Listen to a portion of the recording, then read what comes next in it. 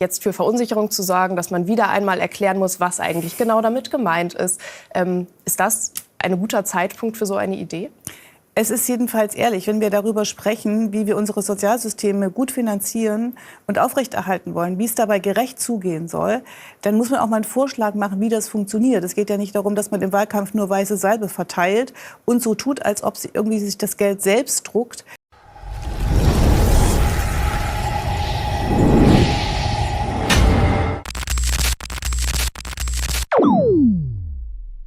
Hey Leute, heute schauen wir uns schon wieder Katrin Göring-Eckardt an, die Robert Habecks Vorschlag verteidigt. Sozialabgaben auf Kapitalerträge. Angeblich trifft das ja nur die Reichen, aber mal ehrlich, wer glaubt das wirklich? Und warum werden solche Vorschläge ausgerechnet jetzt rausgehauen, während Millionen Menschen mit ganz anderen Sorgen kämpfen? Schaut rein und erfahrt, was hinter diesen ehrlichen Vorschlägen wirklich steckt und warum die Grünen sich immer weiter ins Abseits manövrieren. Wenn ihr wissen wollt, wie sich diese Ideen auf euch auswirken könnten, bleibt dran und vergesst nicht, das Video zu liken, unseren Kanal zu abonnieren und vor allem in die Kommentare zu schreiben, was ihr von diesem Vorschlag haltet. Ich bin gespannt auf eure Meinung. Auf geht's!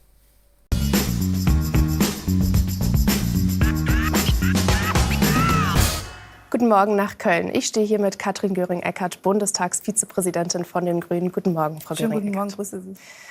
Wir haben es gehört, der Wirtschaftsminister Robert Habeck hat vorgeschlagen, auf Kapitalerträge auch Sozialabgaben zu leisten. Das sorgt für Verunsicherung, bei einigen auch für Wut. Denn es trifft vermutlich gerade diejenigen, die sparen, fürs Alter vorsorgen wollen. Auch viele junge Leute mit ihren ETF-Sparplänen, die sich jetzt Sorgen machen. Ist das fair? Also die alle trifft es erstmal nicht. Es trifft weder diejenigen, die fürs Alter vorsorgen, noch die kleinen und mittleren Sparer, sondern es soll um diejenigen gehen, die Millionen für sich arbeiten lassen und selber nicht mehr arbeiten müssen. Deswegen sehr hohe Freibeträge, aber eben auch mehr Gerechtigkeit. Wir sind ja fest der Auffassung, dass wir zu einer Bürgerversicherung kommen sollten, in die alle einzahlen und wo wir dann eine gerechtere Finanzierung unseres Gesundheitssystems haben. Wir brauchen die zuverlässige Versorgung für alle, aber dann eben auch eine gerechte Beteiligung von allen. Warum sind denn die Kapitalerträge genau die richtige Schraube, an der gedreht werden muss? Man hat ja schon die Besteuerung, aber jetzt sollen eben auch noch die Sozialbeiträge dazukommen. Warum muss man genau das angehen? Ja, ich habe schon gesagt, wenn es Leute gibt, die mit sehr hohen Kapitalerträgen dafür sorgen, dass sie selber noch nicht mal mehr arbeiten müssen, dann ist es ein guter Weg zu sagen, doch, diejenigen sollen sich auch solidarisch daran beteiligen, dass unser Gesundheitssystem funktioniert. Also es geht um sehr reiche Menschen und es geht um diejenigen, die auch wirklich noch was dazu beitragen können, dass es gerechter zugeht. Nicht um die kleinen Sparer, nicht um Tante Gerda und auch nicht um die jungen Leute, die in ETFs anlegen, sondern es geht wirklich um die, die sehr, sehr viel haben und darum um etwas mehr Gerechtigkeit. Der Vorschlag, der stößt auf harte Kritik, nicht nur bei der Union, der FDP, sondern eben auch beim Kanzler. Das haben wir eben im Beitrag gehört. Ein solcher Vorschlag von Robert Habeck als Spitzenkandidat der Grünen für die Bundestagswahl, ist das jetzt ein Vorschlag, den man machen sollte? Tut er sich und den Grünen damit einen Gefallen, jetzt für Verunsicherung zu sorgen, dass man wieder einmal erklären muss, was eigentlich genau damit gemeint ist? Ist das ein guter Zeitpunkt für so eine Idee? Es ist jedenfalls ehrlich, wenn wir darüber sprechen, wie wir unsere Sozialsysteme gut finanzieren und aufrechterhalten wollen, wie es dabei gerecht zugehen soll, dann muss man auch mal einen Vorschlag machen, wie das funktioniert. Es geht ja nicht darum, dass man im Wahlkampf nur weiße Salbe verteilt und so tut, als ob sie irgendwie sich das Geld selbst druckt. Wenn man Gerechtigkeit will, wenn man dass die Systeme funktionieren, dann muss man auch ehrliche Vorschläge machen und das ist ein solcher. Ein anderes Thema, aber auch sehr wichtig, die Unterstützung für die Ukraine. Da ist jetzt gerade ein weiteres Hilfspaket von 3 Milliarden Euro in der Pipeline. Das soll eigentlich noch kommen.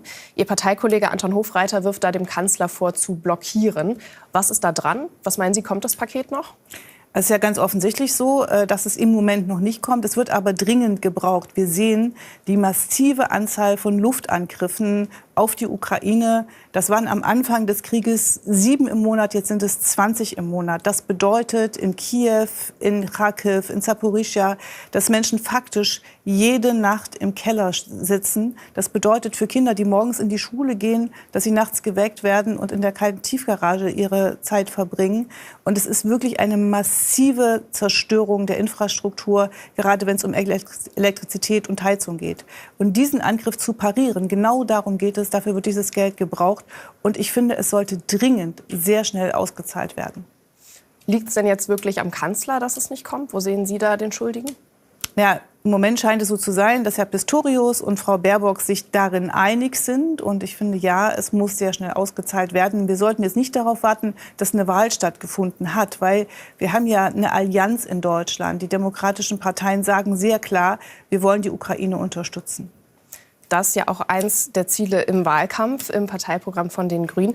Sprechen wir über den Wahlkampf und die Wahl. Sie treten erneut als Direktkandidatin für Erfurt und Weimar an, im Osten, in Thüringen. Und da ist ja bekanntermaßen es nicht unbedingt einfach für die Grünen. Bei der Landtagswahl in Thüringen kamen die Grünen auf 3,2%.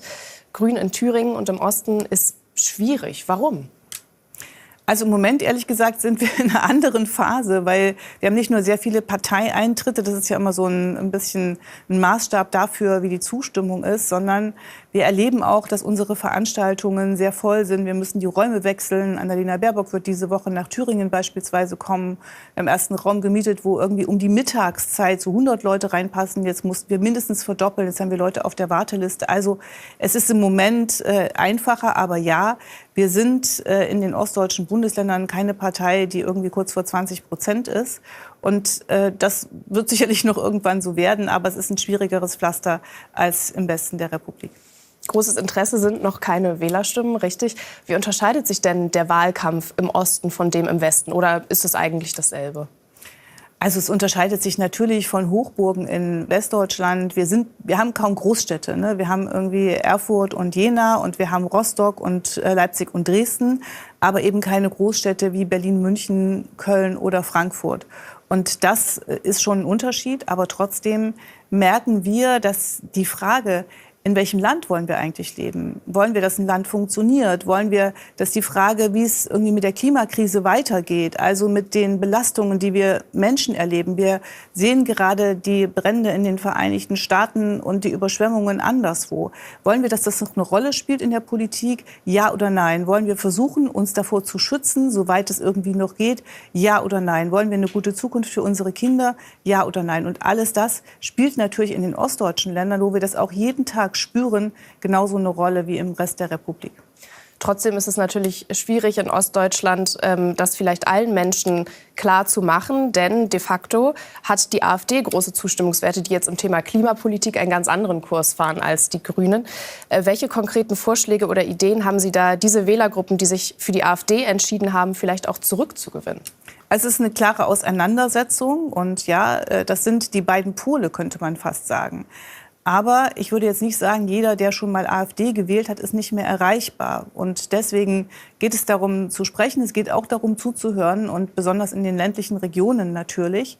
Und sowas, wie wir am Anfang gesprochen haben, wird die Gesundheitsversorgung eigentlich in Stadt und Land in Zukunft gut sein? Ja oder nein? Auch das ist eine Entscheidung. Darauf muss man ehrlicherweise sagen, hat die AfD null Antwort. Sie hat null Antwort darauf, wie wir den Aggressor Putin, der ja auch eine Sicherheitsgefahr für uns selber ist und keinen Frieden will, wie man den zurückweist. Also diese Fragen sehr klar, sehr sachlich und sehr eindeutig zu adressieren. Darum geht es. Und es geht natürlich auch manchmal um die Emotionen und dass Menschen sich verunsichert fühlen.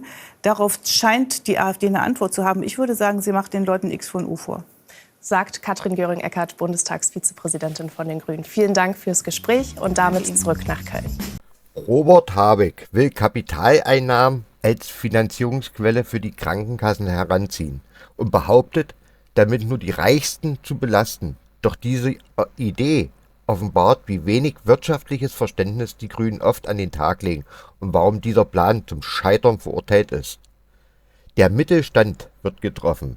Die Behauptung, dass nur die Reichsten betroffen wären, ist schlichtweg irreführend. Viele Menschen, die sich durch jahrzehntelange Arbeit eine gewisse Rücklage oder Kapitalerträge geschaffen haben, würden ebenfalls zur Kasse gebeten. Dazu gehören auch kleine Anleger, die in Fonds investieren, um ihre Altersvorsorge zu sichern. Die Grenze zwischen reich und sparsam wird dabei völlig verwischt. Höhere Besteuerung von Kapitaleinkommen wird zwangsläufig zu einer Kapitalflucht führen.